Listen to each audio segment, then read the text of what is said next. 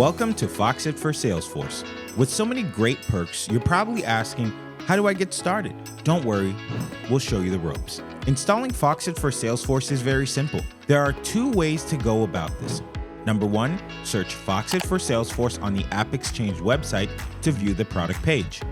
Click Get It Now to download the solution. Option two is by using a direct download link from the Foxit team. You can install to your sandbox or production instance. For the trial, install for admin only. After a few seconds, you'll get an installation complete screen. Now in Salesforce App Launcher, find Foxit for Salesforce to complete authentication. Select your region and click Take Me There. If you've already signed into your Foxit account, you can connect it immediately by clicking Allow. If you're not signed in, you can create a new account or sign into an existing one and then click Allow. You do not need to do anything in the named credential screen. You can just close that tab.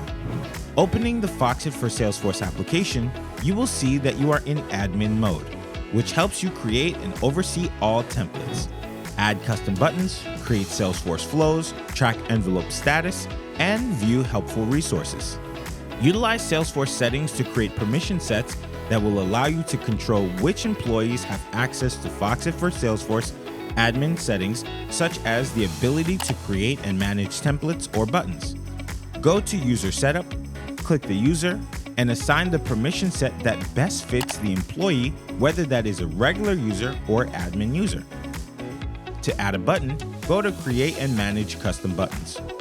Add the preferred button type to any custom object. Adding the button will allow you to generate or send the document via Foxit below. To create a document generation template, click on Create and Manage Documents under Document Generation. Now you can upload an existing Word template from your computer. Now you can name and assign this template to the desired data source like opportunity. This will make this template available within that specific object, in this case, opportunity. You will not use recipient mapping for document generation. If the document you uploaded uses text tags, field mapping will be automatically completed. You can also add additional mapping manually to pull data from other custom objects. Lastly, you can have multiple tables on one generated document with our table grouping and sorting options.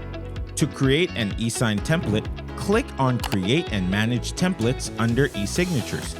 Now you can view and manage all of your existing templates as well as add a new template. Click on New to get started. Then click on Create Salesforce Template. Upload the PDF template that you would like to use, then name and assign this template to the desired data source like opportunity.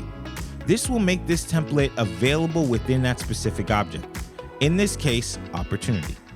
Now, you can place the fields you need into your template with simple drag and drop functionality. With your fields properly named, you will be able to easily merge data from Salesforce onto the correct fields on your template. Click Save after placing your fields and then click Next.